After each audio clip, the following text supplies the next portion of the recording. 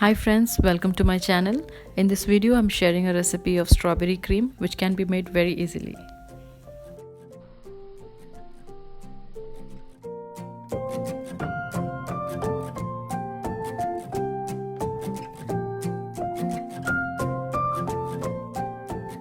Take some fresh strawberries in a mixer jar and blend them into a smooth paste.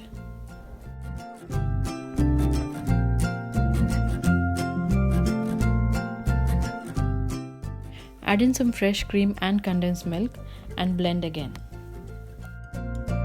You can also add in some sugar depending on the sweetness you need, but the strawberries I used were very sweet, so I'm skipping that.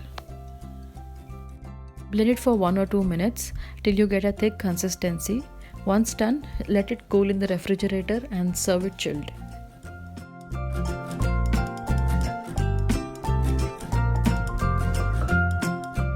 Thank you for watching my videos. If you like my videos, please do like, share and subscribe.